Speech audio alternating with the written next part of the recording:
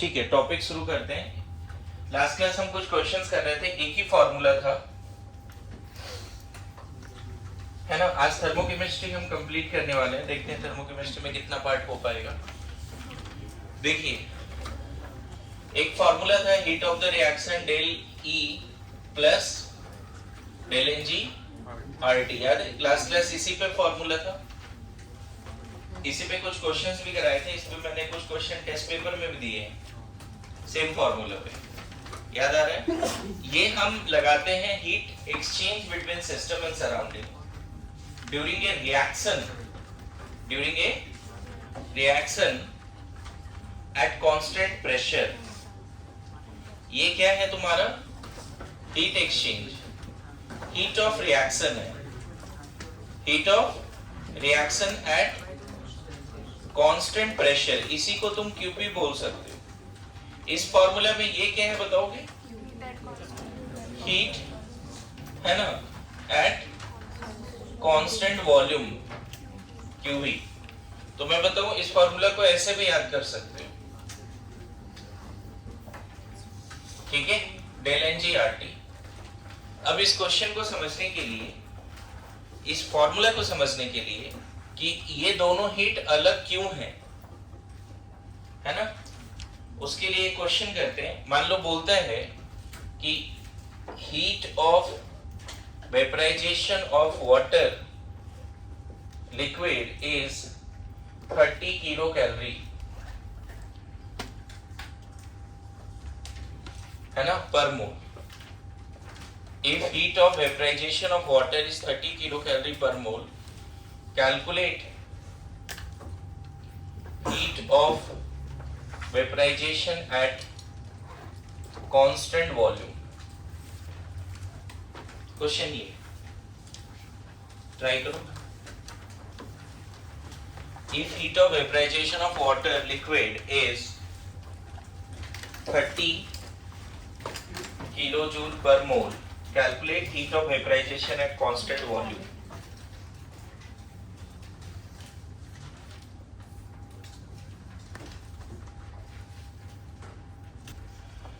इस क्वेश्चन से मैं बताऊं आपको डेल एच और डेल यू को समझने में हेल्प मिलेगा, है ना।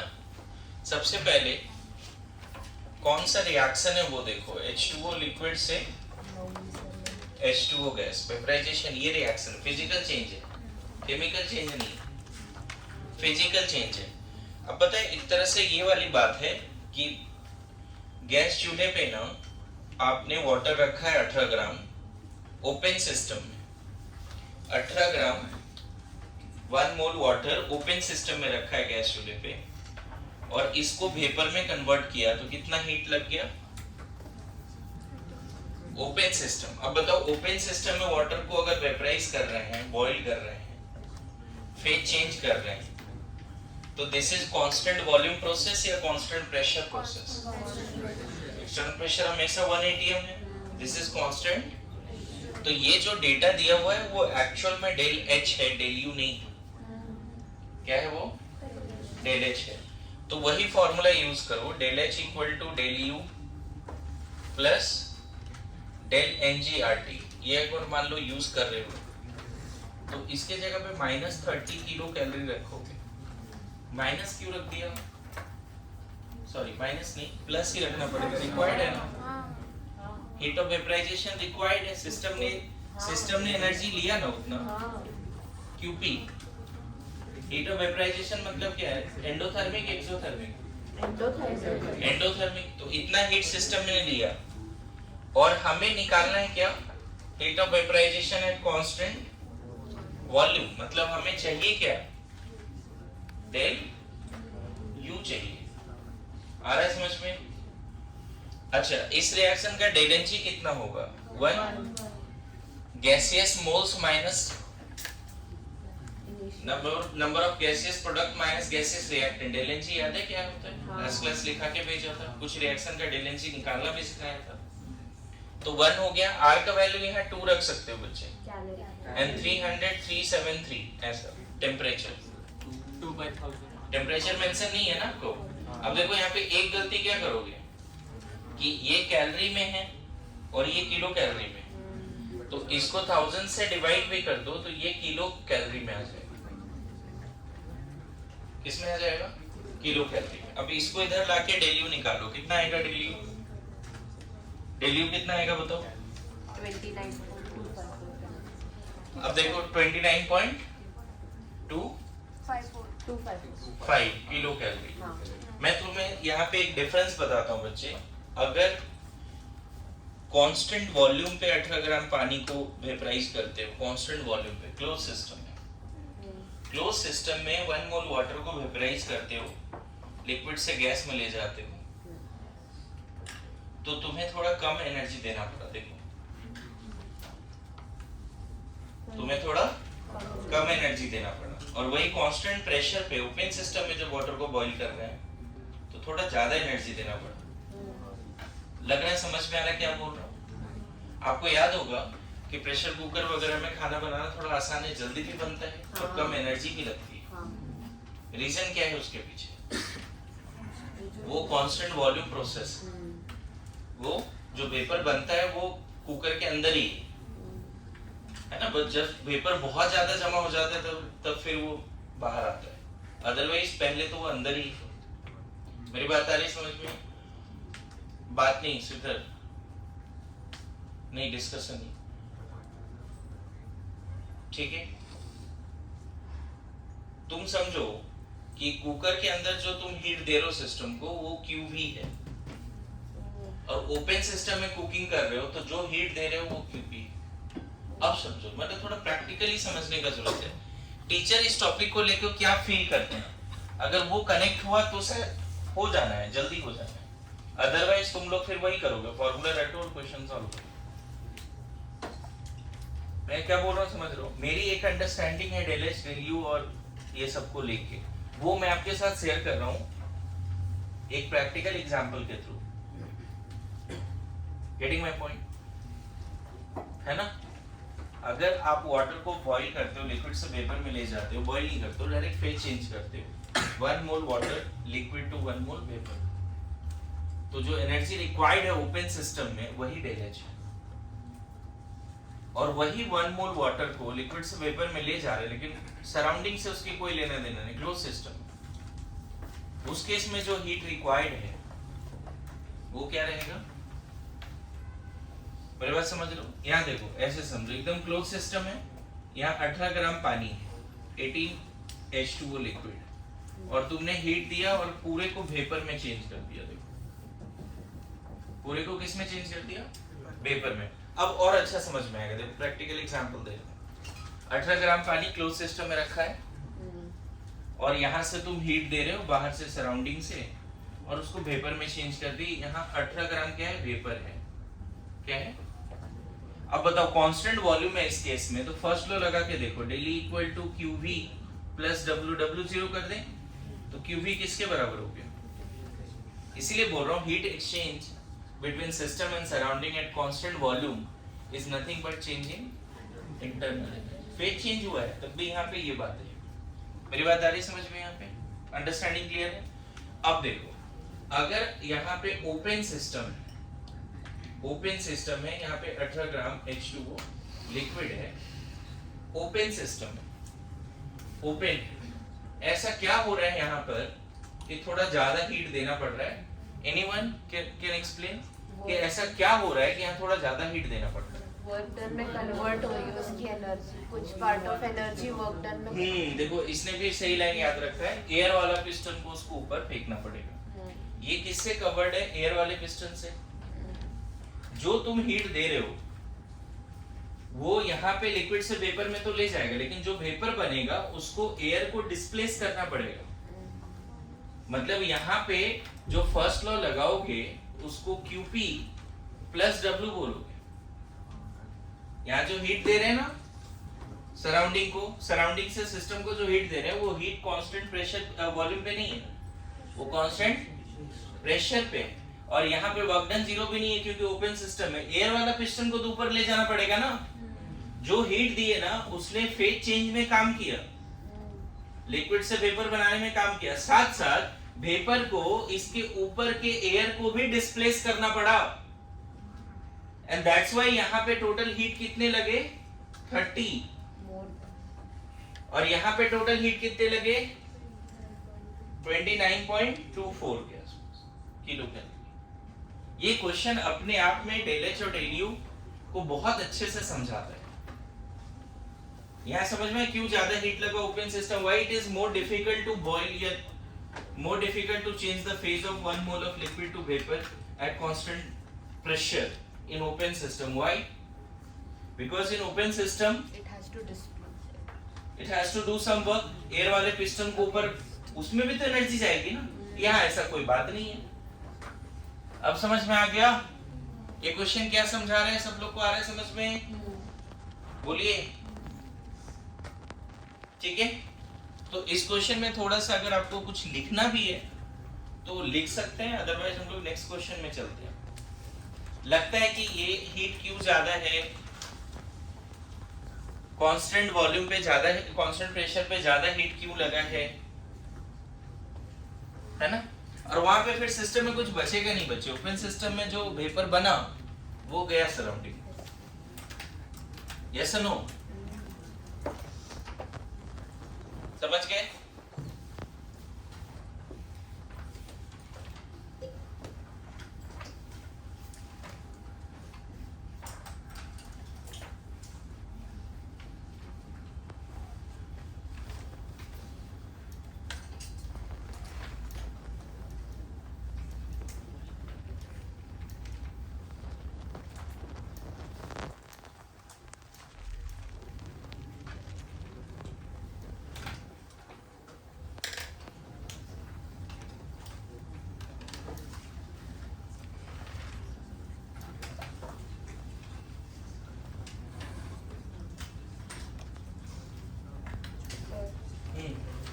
तो जिन रिएक्शंस में जैसे डेल्टा एन जी नेगेटिव हो जाए तो उसका मतलब उसमें तो डेल ई इज उसमें उल्टा हो जाता है। हाँ सराउंडिंग सिस्टम पे वर्क करता है, हाँ work done by the surrounding on the system. इस फॉर्मूले में लास्ट क्लास लिख के भेजा था बच्चे कि डेल एन जी पे डिपेंड करता है कि इन दोनों में क्या, तो तीन बातें थी ना। डेल एन जी अगर जीरो है किसी सिस्टम का तो QV और QP बराबर हो जाता था, याद करो। डेल एच इक्वल टू, और ये मैं बोल भी रहा था, अगर मान लो हर जगह पे सॉलिड लिक्विड इन्वॉल्व है या गैस भी इन्वॉल्व है, लेकिन प्रोडक्ट में 1 मोल गैस बना है तो रिएक्टेंट में 1 मोल गैस ही था। कभी बताया आपको कि अगर सिर्फ सॉलिड लिक्विड की बात करें तो heat exchange eight constant volume and pressure approximately same, बताया कभी? ये उसका केस है। या फिर ये ऐसे केस हैं जिसमें प्रोडक्ट में भी 1 मोल गैस था और रिएक्टेंट में भी 1 मोल गैस था, डेल एन जी जीरो आ रहा है। अगर डेल एन जी जीरो आ रहा है तो एयर वाला पिस्टन ऊपर नीचे नहीं जा रहा, जहां है वही है। मेरी बात आ रही समझ में? उसके बाद अगर del N g greater than zero है तो del h greater than del E होगा, और डेल एन जी अगर लेस देन जीरो है तो डेल एच लेस देन। पता है इस केस में एयर वाले पिस्टन को ऊपर जाना पड़ेगा। इस केस में ओपन सिस्टम में जो एयर है उसके ऊपर उसको डिस्प्लेस करना, यहाँ पे work done by the system है इस केस में, जबकि इस केस में work done on the system है। फाइनल नंबर ऑफ मोल्स कम हो गया तो गैसियस सिस्टम ने जो एयर था उसको कंप्रेस कर दिया। पहले जितना सिस्टम में मोल था इनिशियली उससे कम मोल है प्रोडक्ट में, गैसियस मोल्स, तो एयर वाला पिस्टन उस पे काम करने लगा, क्योंकि हमें वॉल्यूम हमेशा क्या रखना है, सॉरी प्रेशर हमेशा क्या रखना है ओपन सिस्टम में, कांस्टेंट रखना है। पूरी बातें आ रही समझ में जी? बोलो, लिखो, calculate enthalpy change during combustion of benzene. Calculate enthalpy change during combustion of benzene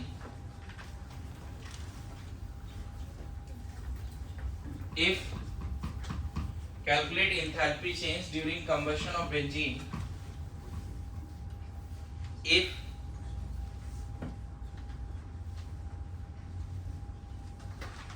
heat released in bomb calorimetry या bomb calorimeter, if heat released in bomb calorimeter, if heat released in bomb calorimeter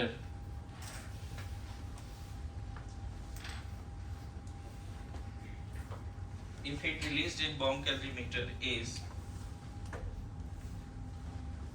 20 kilocalorie at 27 degrees. देखिए इसमें जो भी question दिए हैं room temperature पे 27 degree C पे इसको लिक्विड ही लेना है ना, और CO2 गैस लेना है। पहले तो रिएक्शन नहीं लिखोगे तो क्वेश्चन बनेगा नहीं, रिएक्शन बैलेंस फॉर्म में लिखा होना चाहिए। बेंजीन को बर्न कर रहे हैं, कार्बन को बैलेंस करो, 6 कार्बन, हाइड्रोजन यहाँ पे 3, ऑक्सीजन कितना हो गया टोटल 15/2। तो यहाँ पे 15/2 मतलब 7.5। अब ये बैलेंस हो गया, ठीक है। 1 mole benzene is burn in bomb calorimetry, इसीलिए इसका कोफिशिएंट 1 ही रह रहा है। इसका कोफिशिएंट चेंज मत करो क्योंकि 1 मोल बेंजीन के बारे में बात हो रहा है। सो डेल एनजी कितना आ गया इस रिएक्शन का, तो ऑब्वियसली ये लिक्विड है, लिक्विड है इसको छोड़ दो, 6 माइनस 7.5 माइनस 1.5 है, डेल एनजी नेगेटिव। ये वाला केस है बच्चे, है ना। अभी देखना है यहाँ पे डेल यू और डेल एच। अब बताओ क्वेश्चन में बॉम्ब कैलोरीमेट्री का नाम लिया है तो डेल यू दिया हुआ है या डेल एच दिया हुआ है? आज ही मैं स्टार्ट इसी से किया कि bomb calorimetry is a constant volume process, एक क्वेश्चन उसी से शुरू किया। तो डेल ई कितना है बताओगे? अब माइनस क्यों बोल रहे हैं? क्योंकि रिएक्शन एक्सोथर्मिक है, सिस्टम एनर्जी रिलीज कर रहा है सराउंडिंग को, इट इज रिलीज ना। तो अब डेल एच निकालो, डेल एच कितना हो गया -20 किलो कैलोरी प्लस माइनस 1.5 ना इंटू आर इंटू टी, और इसको तुम्हें किसमें लेना है? देखो यहाँ पे क्या गलती होता है बच्चे, किलो कैलोरी और कैलोरी को लोग ऐड करके आंसर कर देते हैं, होता है। मतलब इट्स लाइक कि 5 kg प्लस 5 ग्राम 10 kg बोल रहे हैं, ऐसी वाली बात। मेरी बात आ रही समझ में? इसीलिए तुमने डेल एनजी सही पुट किया है। ये जो आर का वैल्यू 2 कैलोरी होता है, 2 कैलोरी 1.9 होता है, मैंने यहाँ 2 ले लिया है, तो 2 कैलोरी और टी हमने सही से रखा है, लेकिन हमें किलो कैलोरी में चाहिए इसलिए 1000 से डिवाइड किया। अब कितना आएगा बताओगे? ये नेगेटिव में आ रहा है पॉजिटिव में आ रहा है? नेगेटिव में आ रहा है ये भी, -20.9 किलो कैलोरी। सही है, 20.9 समझ में आ रहा है? अगर आप बेंजीन को कांस्टेंट प्रेशर पे बर्न करोगे ज्यादा हीट मिलेगा rather than कांस्टेंट वॉल्यूम। मेरी बात आ रही समझ में? सही है सब कुछ, कोई दिक्कत? कैलकुलेशन देखो सब लोग। चलो next question, find relation between del H and del U when पहला 1 mole of ethanol is burned, 1 mole sucrose is burned।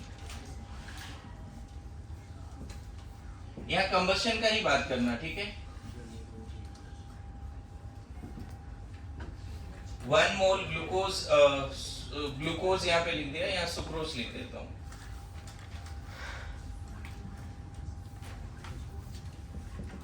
चलो ये क्वेश्चन करो।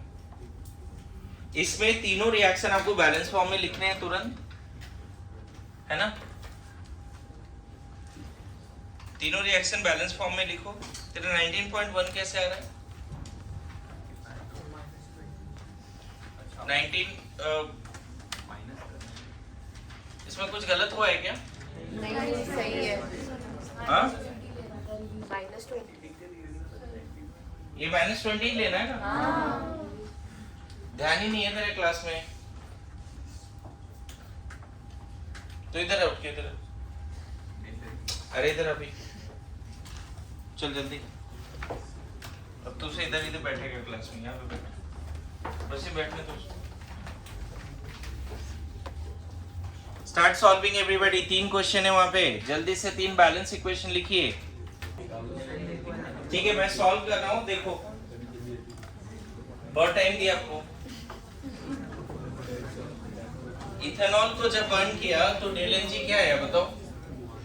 1 मोल इथेनॉल का कोफिशिएंट 1 ही रखना बच्चे, है ना। और रूम टेम्परेचर पे इथेनॉल लिक्विड होता है, okay. C2H5OH liquid plus O2 gas gives CO2 gas plus H2O liquid। Room temperature पे सबका फेज पता होना चाहिए। तो बैलेंस करो पहले। कार्बन इधर 2 है, यहाँ 2, हाइड्रोजन 6 है तो यहाँ 3 है ना। ऑक्सीजन हो गया 7, तो यहाँ पे 3.5। अच्छा एक इधर है ना बच्चे, हाँ सॉरी, तो यहाँ पे 3 ना, यहाँ 1, सॉरी अब सही है, कोई दिक्कत नहीं। तो इसका डेल एन जी कितना आ रहा है बच्चे? डेल एन जी 2 - 3 ना। अरे यार वो लिक्विड है, ये लिक्विड है और ये भी लिक्विड है। Gaseous product minus gaseous reactant. जिनको डेल एन जी नहीं पता है बच्चे, एक बार फिर से मैं डेल एन जी लिख रहा हूँ। Summation of stoichiometric coefficient of, है ना, gaseous product minus summation of stoichiometric coefficient of gaseous reactant. Please अब इसको सही कर लो। जो नहीं सीख पा रहे डेल एन जी, देखो एक बार फिर से बता रहा हूँ, क्योंकि थर्मोकेमिस्ट्री में से आगे तभी बढ़ पाएंगे जब ये फार्मूला पे कमांड हो जाएगा, ओके। नाउ तो डेल एन जी -1 आया, del H equal to del E minus R T कर दें। यहाँ प्लस लिखते हैं, यहाँ कितना रखना पड़ेगा? -1 रखना पड़ेगा ना। Del N g equal to क्या लिखते हैं? Sorry, del H equal to del E plus del N G R T लिखते हैं ना बच्चे। तो हमें इन दोनों में रिलेशन चाहिए था, यहाँ पे -1 रखेंगे, आर टी टी के टर्म में ही रहने दो। तो यहाँ दिख रहा होगा del H equal to del E minus R T.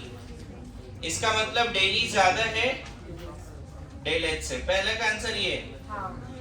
Relation exact पूछेगा तो ये बता दो, बोलेगा नहीं ग्रेटर देन लेस देन वाला बताओ तो ये बता दो। अगर एग्जैक्ट पूछेगा रिलेशन, वरद silence, complete silence, no discussion. इस केस में डेल ई इक्वल टू क्या लिख दोगे? Del H plus R T.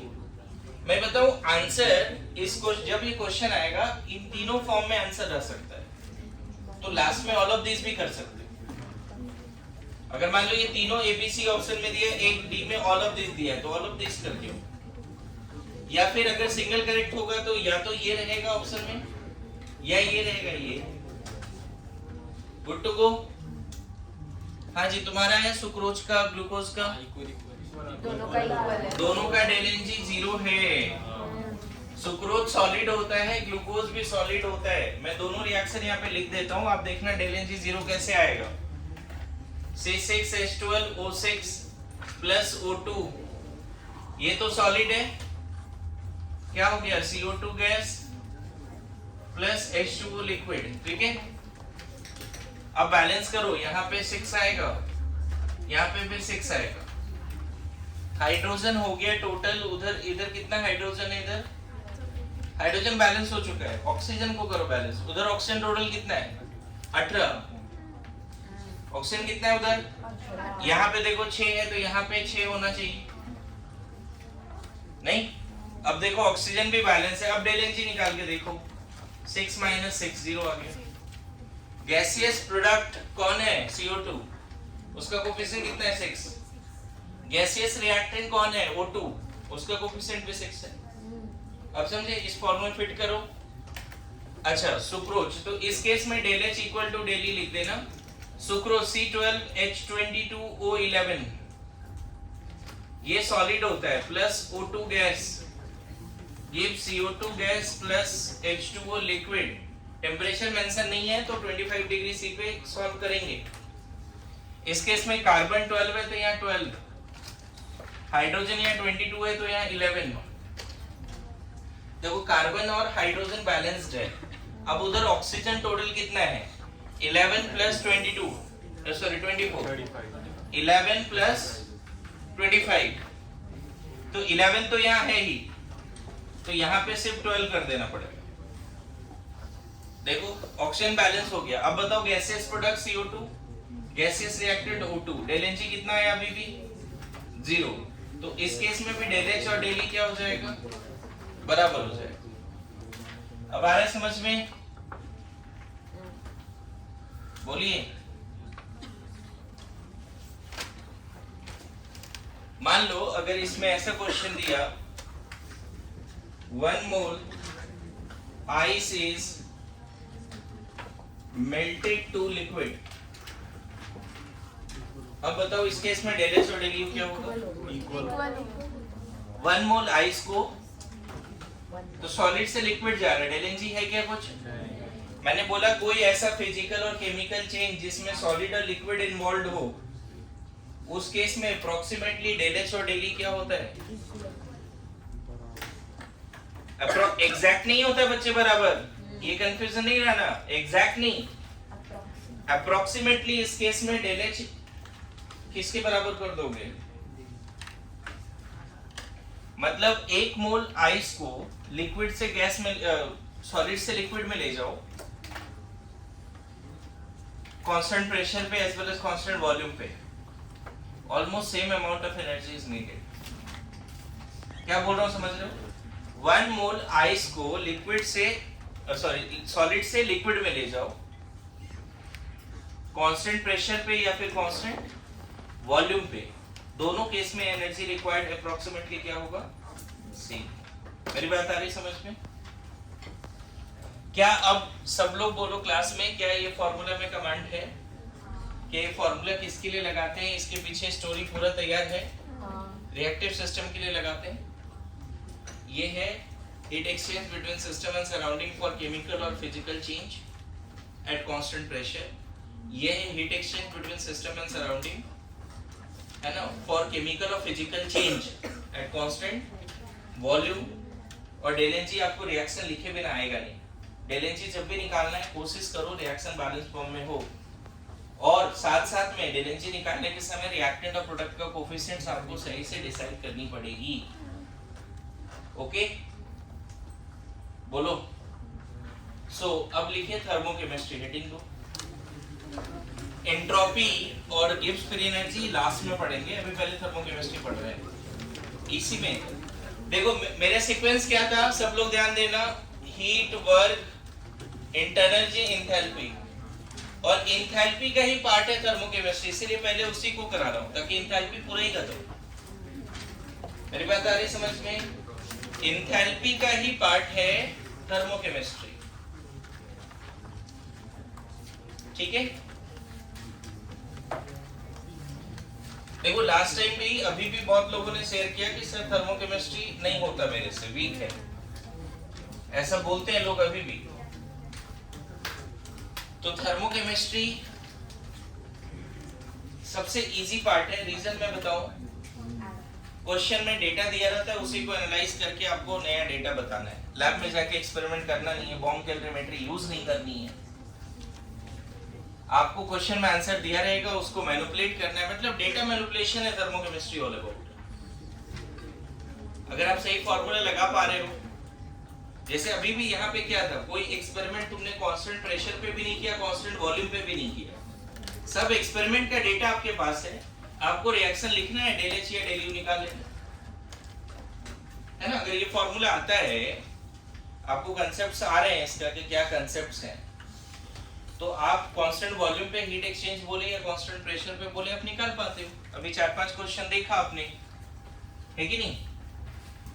तो पहले तो डर ही भगा दो अपने दिमाग से कि थर्मोकेमिस्ट्री डिफिकल्ट है एंड ऑल, है ना। समझ गए? Let the difficulty know that you are more difficult than him.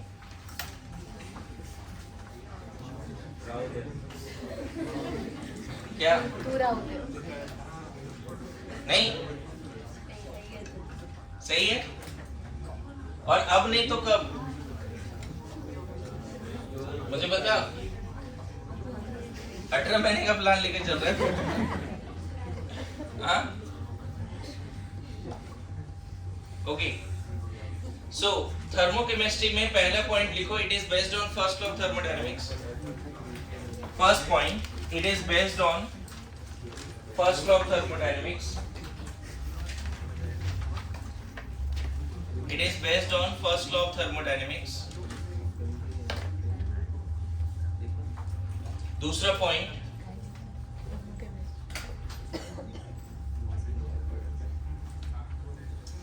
during a chemical reaction, during a chemical reaction,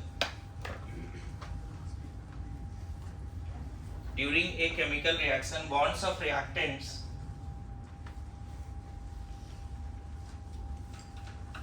during a chemical reaction, bonds of reactants are broken down.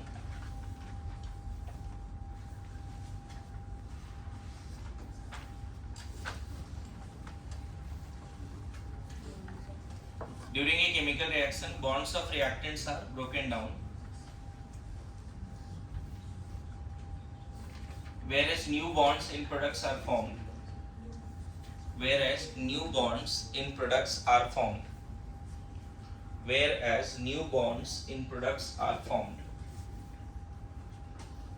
Whereas new bonds in products are formed. Full stop. Bond breaking is always endothermic. Bracket में energy is needed to break the bond. Bond breaking is always endothermic. Energy is needed to break the bond.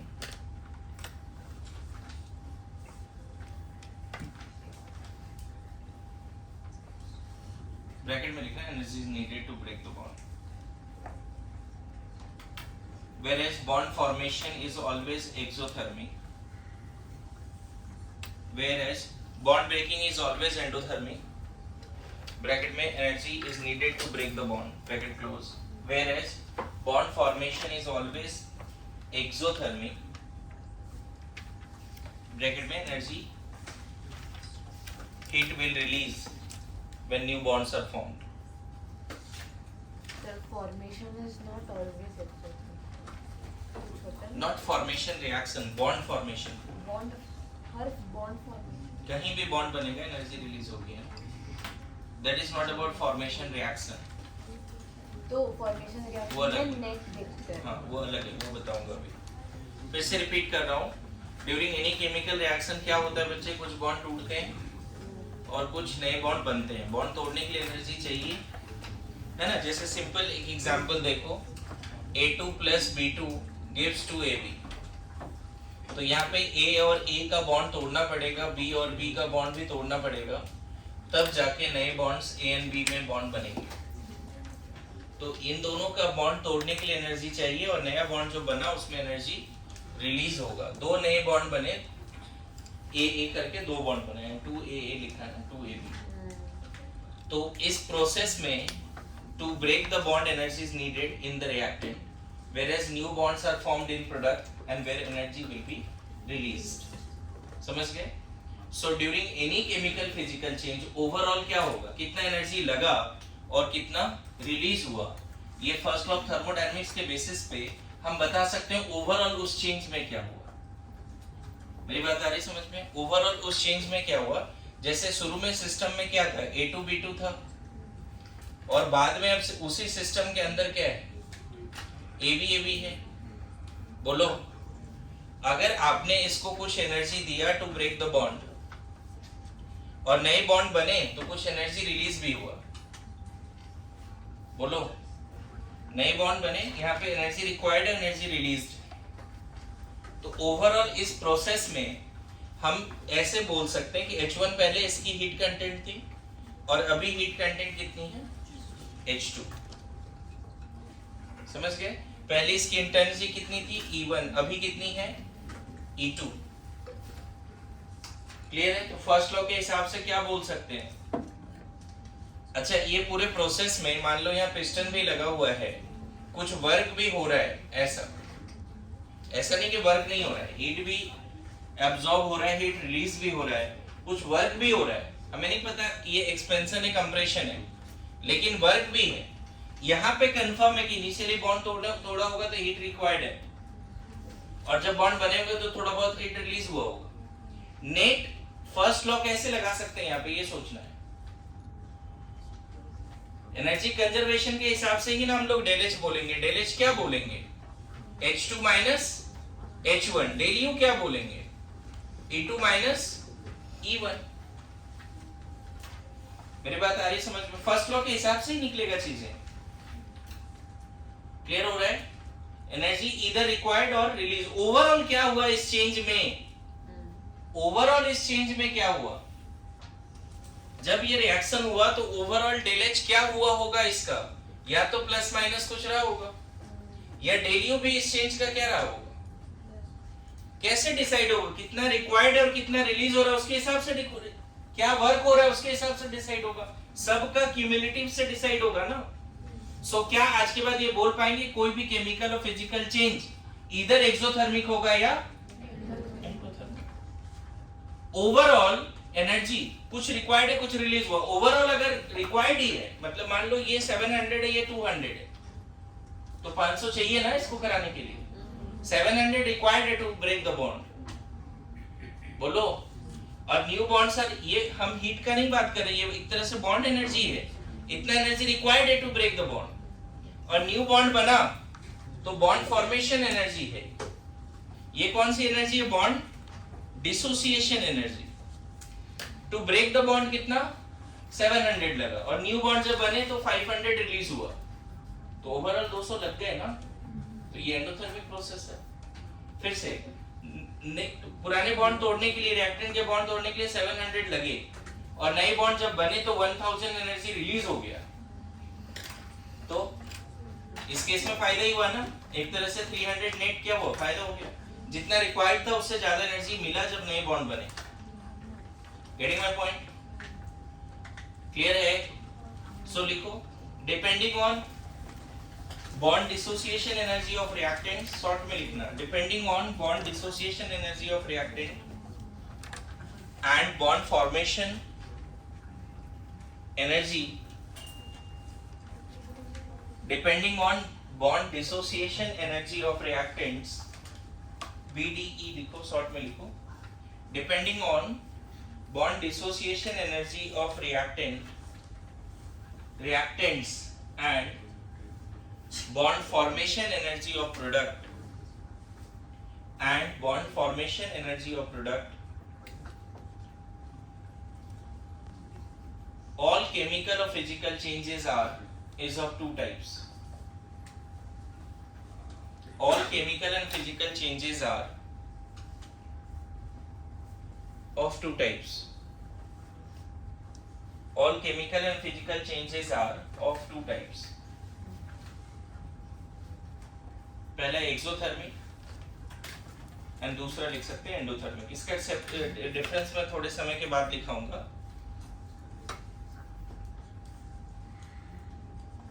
ठीक है? In short, can we say कि all chemical physical changes are associated with some energy? Yes. Whether it is del U, del H, कुछ ना कुछ होगा। आज के बाद कोई भी फिजिकल चेंज दिखाओगे, all chemical physical changes are associated with some energy. मेरी बात आ रही है समझ में? And that energy, अगर वो constant pressure पे है तो उसी को बोलते हैं heat of the reaction, enthalpy of the reaction. मेरी बात आ रही समझ में? लिख लो। So all chemical and physical changes are associated with, so all chemical and physical changes are associated with, so all chemical and physical changes are associated with some energy,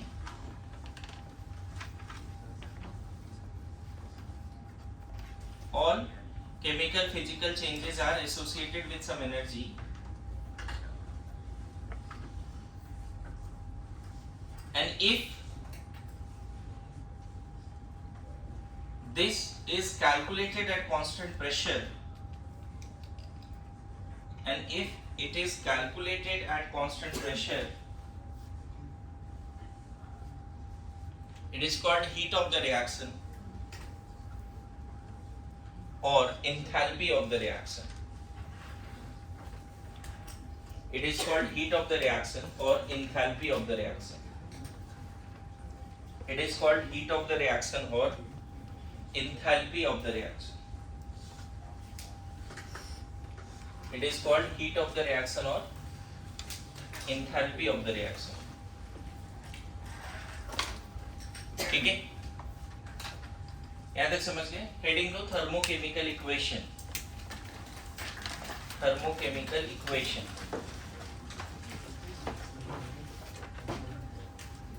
देखो, अगर carbon है plus O2 है, CO2 बन रहा है, और यहाँ पे डेल एच अगर लिखा हुआ है -300,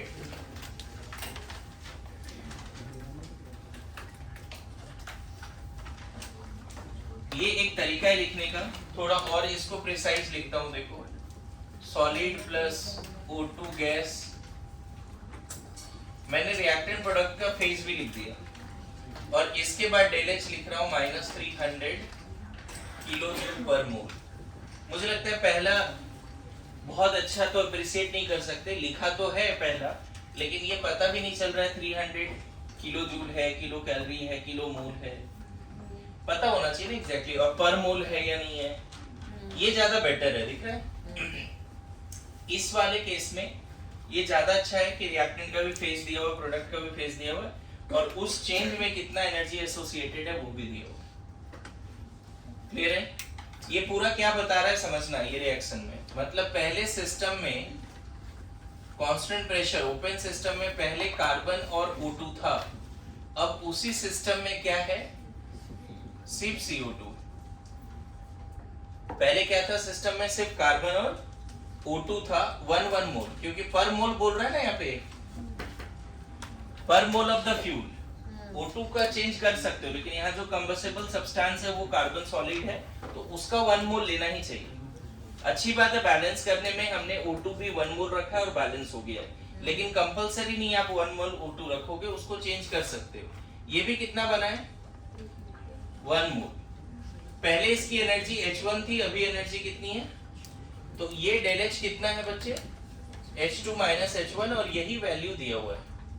मतलब जब भी C + O2 जिसकी हीट कंटेंट मान लो ओवरऑल, ऐसे समझना, इन दोनों का कंबाइंड अगर 500 है इनिशियली, तो इसकी कंबाइंड सिर्फ 200 है. आ रहा है समझ में? इनिशियल हीट कंटेंट इन दोनों की कितनी है, 500. अभी सिस्टम में सिर्फ CO2 बचा है, उसकी हीट कंटेंट कितनी है, तो फर्स्ट लॉ के हिसाब से गया कहां एनर्जी, सराउंडिंग को. कितना गया, इसका मतलब ये हो गया. जब भी ऐसा लिखा रहेगा ना, बगल में एक इक्वेशन लिखा रहेगा बैलेंस फॉर्म में, उसके बगल में हीट लिखा रहेगा, तो उसी को बोलते हैं थर्मोकेमिकल इक्वेशन. सिर्फ केमिकल इक्वेशन में ये पार्ट रहता है, ये नहीं रहता है. थर्मोकेमिकल इक्वेशन में इसके अलावा हीट भी रहता है. क्लियर है? अच्छा, इससे भी ज्यादा प्रिसाइज क्या होगा, देखो, इससे भी ज्यादा प्रिसाइज मुझे लगता है इससे काम हो जाएगा, बस काम चल जाएगा. लेकिन यहाँ पे तुमने प्रॉपर मेंशन कर दिया कि कार्बन का कौन सा फॉर्म बर्न कर रहे हो, ये ज्यादा प्रिसाइज है. आ रहा है समझ में? बोलो. इससे बेटर ये है, ये गुड है, तो ये क्या है, बेटर है. बोलो. अच्छा, और थोड़ा सा प्रिसाइज करते हैं इसको, बेस्ट की तरफ चलते हैं. यहाँ पे कंडीशन मेंशन कर दो 1 atm 25 डिग्री से, कि ये पूरा कांड जो है 1 atm 25 डिग्री सी पे हुआ है. ये ज्यादा, अब यहाँ पे नॉट भी लगा सकते हो, डेल H -300 किलो जूल पर मोल. आया समझ में? ये बेस्ट है. यहाँ पे ग्रेफाइट भी लिखा होना चाहिए, तब बेस्ट होगा. अब सही. So what is thermochemical equation? मैं डेफिनेशन नहीं लिखा रहा हूँ, आपको यही लिख के समझना है कि what is thermochemical equation. Clear है? फिर रूल्स फॉर थर्मोकेमिकल इक्वेशन आएगा, पहले ये तो समझ ले. लिखिए, जल्दी लिखिए.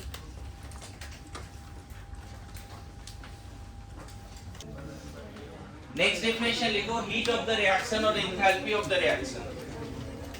Complete silence. Heat of the reaction और enthalpy of the reaction. heat of the reaction or enthalpy of the reaction, heat of the reaction और enthalpy of the reaction। देखिए अगर इस तरह से लिखा हुआ है, कुछ लोग बात कर रहे हैं, इस तरह से लिखा हुआ है और इसके लास्ट में मान लो लिख दिया -600 किलो जूल पर मोल। पर मोल नहीं लिखा है, बस ऐसा लिख दिया है, पर मोल वगैरह कुछ नहीं लिखा है। इसका क्या मतलब है ये समझो।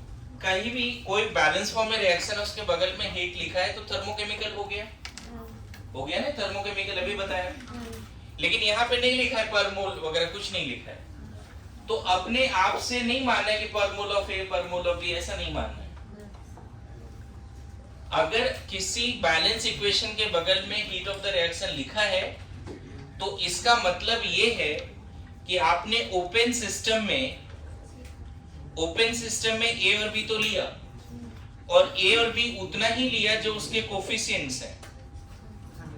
You have taken the moles of reactant equal to coefficients of the reactant, and now this is completely converted to product at the same constant temperature pressure। यहाँ पे C और D बचा है, ये कितना बचा है, C मोल D मोल। मतलब whenever A mole of capital A, B mole of capital B completely reacted to give C mole of capital C and D mole of capital D, the heat release will be, मतलब यहाँ पे शुरू में क्या था, A और B ये 0 0 and ये दोनों 0 हो गया, ये CD हो गया। इस पूरे प्रोसेस में इसकी पहले हीट कंटेंट कितनी थी H1, इसकी कितनी है H2, और अब यही H2 माइनस H1 तुम्हें दिया हुआ है माइनस कितना 600। So heat of the reaction is nothing but heat released or required। हो सकता है यहाँ प्लस साइन रहे, जर्नी के हमेशा माइनस रहेगा, प्लस माइनस कुछ भी हो सकता है यहाँ पे।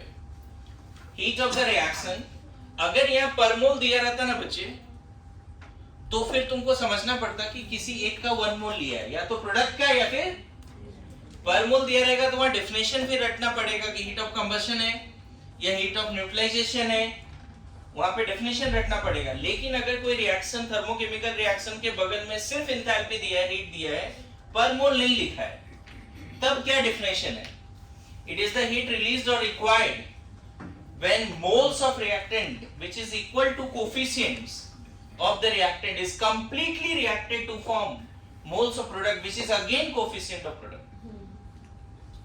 ये 3 जो 600 है वो कब एनर्जी रिलीज हुआ है total, when A mole and B mole of capital A B completely reacted to give CD C mole and D mole। that is the meaning of heat of the reaction। तो definition लिखो, it is the heat released or required, it is the heat released or required when it is the heat released or required when moles of reactant which is equal to stoichiometric coefficients of the balance reaction, it is the heat released or required when moles of reactant which is equal to stoichiometric coefficients, short में लिख सकते हो, stoichiometric coefficients of which is equal to stoichiometric coefficients of the balance equation completely reacted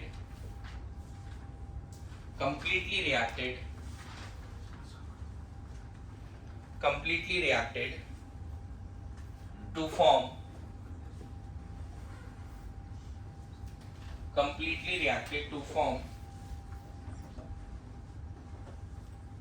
moles of product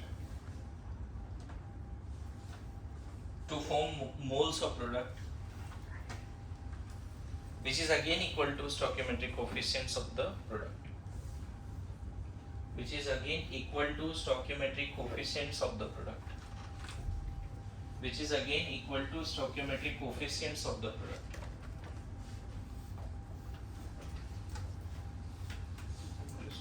अभी आया समझ में? जैसे इस रिएक्शन के लिए ये कौन सा एनर्जी है, क्या अंडरस्टैंडिंग होनी चाहिए, when small a small b moles of capital A capital B completely reacted to give C and D, C mole and D. मेरी बात है इसमें एग्जांपल लिख सकते हैं. अगर यहाँ पर मोल वगैरह दिया रहता तो उसकी मीनिंग हम बाद में समझाएंगे. अगर मान लो कोई रिएक्शन बैलेंस फॉर्म में उसके बगल में सिर्फ हीट लिखा है लेकिन पर मोल पर केजी ऐसा कुछ नहीं लिखा है, पर ग्राम नहीं लिखा है, तब फिर उसका मीनिंग मैंने अभी समझाया. अभी किसका मीनिंग समझाया? जब आपको किसी बैलेंस इक्वेशन के बगल में सिर्फ हीट लिखा रहे, हीट के सामने पर मोल पर ग्राम पर केजी नहीं लिखा है, तब इसका मतलब कि कौन सा हीट है. कोई बोले 600 क्या है, तो तुम्हें ये बोलना पड़ेगा 600 एनर्जी रिलीज होता है कब?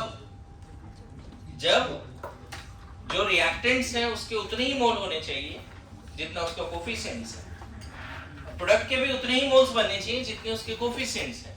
वो कंप्लीटली रिएक्ट कर दिया. उस केस में जो हीट एक्सचेंज है सिस्टम एंड सराउंडिंग के बीच में वो है 600 और यहाँ पे रिलीज है.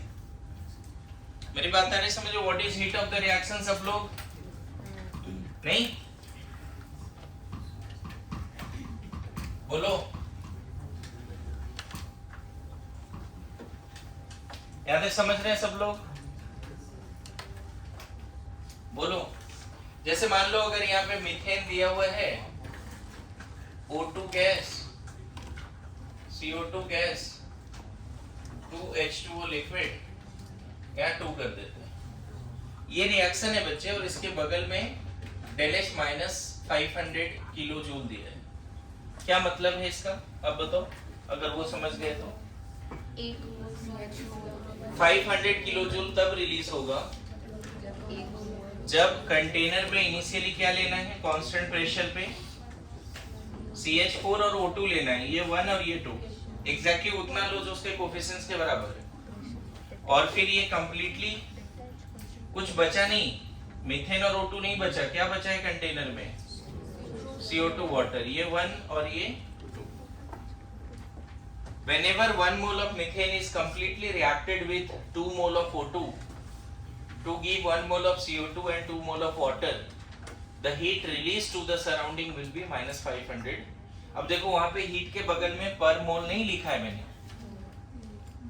अगर पर मोल नहीं लिखा है तो कैसे एनर्जी कहां से आई? वो कौन सा एनर्जी, कितने अमाउंट के लिए? पर ग्राम है, पर मोल है, क्या है? तो उस केस में आपको एग्जैक्टली उतना ही लेना है रिएक्टेंट जितने उसके कोफिशिएंट्स हैं. Good to go. बोलिए सब लोग समझ रहे हैं? नाउ लिखो rules for thermochemical equation. Rules for, एक एग्जांपल दिया है यहाँ पे, एक नॉर्मल सिंबॉलिक एग्जांपल है या प्रॉपर एग्जांपल है. अगर ये दोनों लिख लिया हो तो लिखना. पहला रूल क्या है थर्मोकेमिकल इक्वेशन का?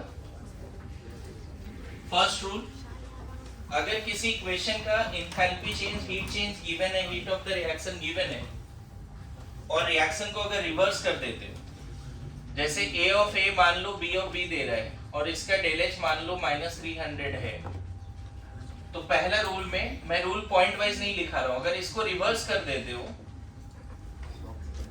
तो ये +300 हो जाएगा. पहला rule heat of the reaction, जैसे ही तुम रिएक्शन को रिवर्स करोगे उसकी साइन चेंज हो जाएगी. मतलब फॉरवर्ड डायरेक्शन में अगर एक्सोथर्मिक है तो बैकवर्ड में एंडोथर्मिक होगा. ये पहला रूल है. कोई डाउट है इसमें? मान लो A गिव्स B और इसका ΔH गिवन है -200. गौर करना, यहाँ पे अभी जस्ट मीनिंग समझाए, यहाँ पे कुछ मोल वगैरह नहीं लिखा है. इसका क्या मतलब है? इसका मतलब 1 मोल A कंप्लीटली 1 मोल B में गया. अरे यस नो, या चलो इसको पूरा ऐसे लिख देता हूँ, A2 plus B2 gives 2AB. बताओ इस रिएक्शन के बगल में अगर ये लिखा है तो इसका क्या मतलब है? 1 मोल A2 1 मोल B2 से कंप्लीटली रिएक्ट कर गया, 2 मोल AB बना है. अभी जस्ट मीनिंग समझाया ना हीट ऑफ द रिएक्शन. देखो ना यहाँ पर मोल नहीं लिखा है, यहाँ बस एनर्जी लिख दिया है. What does it mean? 1 mole of A completely reacted with 1 mole of B to give 2 mole of AB. अब यहाँ पे दूसरा है कि अगर आप इसको किसी नंबर से डिवाइड या मल्टीप्लाई करते हो, अगर मान लो हाफ से दोनों तरफ मल्टीप्लाई कर दिए तो यहाँ ए बी होगा, तो इस रिएक्शन का डेल एच कम हो जाएगा। क्यों? क्योंकि इसका मीनिंग था 1 मोल से रिएक्ट करके 2 मोल बनाया, जबकि इसका मीनिंग अब बदल रहा है, हाफ मोल से रिएक्ट करके 1 मोल बनाया। पता है इंथैल्पी और हीट जो है, तुम चारों जी, ओए इधर इधर बैठ। इंथैल्पी, इंटरनल एनर्जी सब एक्सटेंसिव प्रॉपर्टी है, कोफिशिएंट्स पे डिपेंड करेगा, सिस्टम के मोल और मास पे डिपेंड करेगा। क्लियर है? अगर यहीं पे 2a2 plus 2b2 gives 4ab, तब अब देखो यहाँ क्या दिया है, 2 मोल से रिएक्ट करके 4 मोल बना रहा है। हमारे पास डेटा क्या था, 1 मोल से रिएक्ट करके 2 मोल बनाएगा, तो ये डेटा है। तो 2 मोल से रिएक्ट करके 4 मोल बनाएगा, तो कितना लिख दोगे, -400। So when any reaction, thermochemical equation is reversed, their heat of the reaction also get reversed. Sign of heat of the reaction also get reversed. At the same time, if any reaction is multiplied, thermochemical equation, इस equation को हमने किससे multiply किया, 1/2 से, तो enthalpy भी किससे multiply हो गया, 1/2 से। इस रिएक्शन को किससे मल्टीप्लाई किया, 2 से, ये इंथैल्पी भी किससे मल्टीप्लाई हो गया, देखो 2 से। आया समझ में? अगर किसी रिएक्शन को थर्मोकेमिकल इक्वेशन को रिवर्स किया तो एंथैल्पी का साइन चेंज होगा, ये फर्स्ट रूल है। सेकंड रूल क्या है, अगर किसी थर्मोकेमिकल इक्वेशन को किसी नंबर से मल्टीप्लाई किया तो जो नया थर्मोकेमिकल इक्वेशन मिलेगा उसका कोफिशिएंट बदल जाएंगे, और साथ साथ में नई थर्मोकेमिकल इक्वेशन का एंथैल्पी का साइन भी, सॉरी एंथैल्पी का वैल्यू भी बदल जाएगा। Good to go? ये सब आता है, ऐसा नहीं कि बिल्कुल नहीं आता है, ये सब थर्मोडायनेमिक्स में ये 3-4 रूल अगर है तो जल्दी क्वेश्चन बनते हैं। नाउ थर्ड रूल क्या है, A gives B, B gives C, C gives D, ऐसा है। मान लो इसका डेल एच 1 है, -200, डेल एच 2 -500, डेल एच 3 +300, मान लो ऐसा है।